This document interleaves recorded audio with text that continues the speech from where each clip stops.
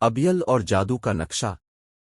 ایک زمانے میں ولو بروک کے پرانے گاؤں میں حابیل نام کا ایک متجسس لڑکا رہتا تھا۔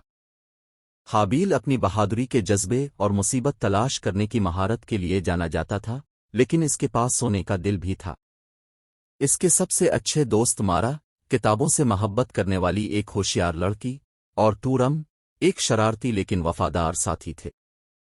ایک دھوپ والی دوپہر، اپنے گاؤں کے قریب جنگل کی تلاش کے دوران، تینوں نے آئیوی کے الجھنے کے نیچے چھپے ایک پرانے، خاک آلود سینے سے ٹھوکر کھائی۔ پرجوش ہو کر انہوں نے اندر سے قدیم نظر آنے والا نقشہ تلاش کرنے کے لیے اسے کھولا۔ نقشہ اس کے برعکس تھا جو انہوں نے کبھی نہیں دیکھا تھا، پیچیدہ ڈرائنگ اور عجیب و غریب علامتیں اس کی سطح کو ڈھانپ رہی تھیں۔ حیران ہو کر حابیل نے مشورہ دیا کہ وہ نقشے کی ہدایات پر عمل کریں اور مل کر ایک مہم جوئی کا آغاز کرے۔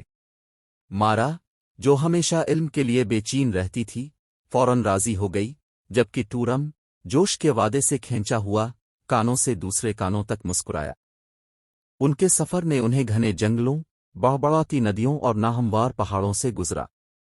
راستے میں انہوں نے پراسرار مخلوق کا سامنا کیا اور پریشان کن پہیلیاں حل کیں۔ ہر رکاوٹ انہیں نقشے کے رازوں سے پردہ اٹھانے کے قریب لے آئی۔ آخرکار، کئی دنوں کی تلاش کے بعد، وہ ایک بلند آبشار کے دامن میں پہنچ گئے۔ نقشے کے مطابق ان کی منزل بہتے پانیوں سے پرے ہے۔ اپنے دل میں عزم کے ساتھ وہ آبشار کے ٹھنڈے گلے میں ڈوب گئے اور دوسری طرف سے ابھرے، سانس بند لیکن پرجوش۔ ان کے سامنے ایک وسیع و عریض وادی پھیلی ہوئی تھی جو ڈوبتے سورج کی گرم چمک میں نہا رہی تھی۔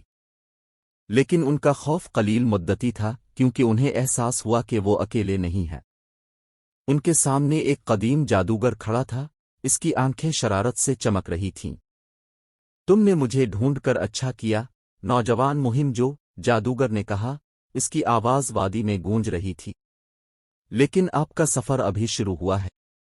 آپ کے پاس جو نقشہ ہے وہ کوئی عام نقشہ نہیں ہے، یہ سب سے بڑے خزانے کو کھولنے کی کلید ہے، دوستی اور بہادری کی طاقت۔ اپنے ہاتھ کی لہر کے ساتھ جادوگر نے انہیں وہ حکمت عطا کی جس کی انہیں آگے آنے والے چیلنجوں کا مقابلہ کرنے کی ضرورت ہوگی۔ نئے اعتماد سے لیس، حابیل، مارا اور تورم ایک بار پھر نکلے، جو بھی ان کے راستے میں حائل رکاوٹوں کو فتح کرنے کے لیے تیار تھے۔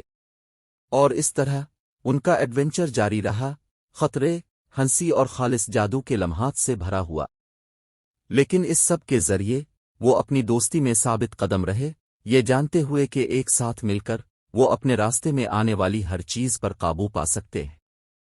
جب وہ نامعلوم میں سفر کر رہے تھے، حابیل، مارا اور تورم جانتے تھے کہ سب سے بڑا خزانہ سونا یا زیورات نہیں ہیں، بلکہ وہ بانڈز ہیں جو انہوں نے بانٹ دی ہیں اور وہ رادیں جو انہوں نے راستے میں بنائی ہیں۔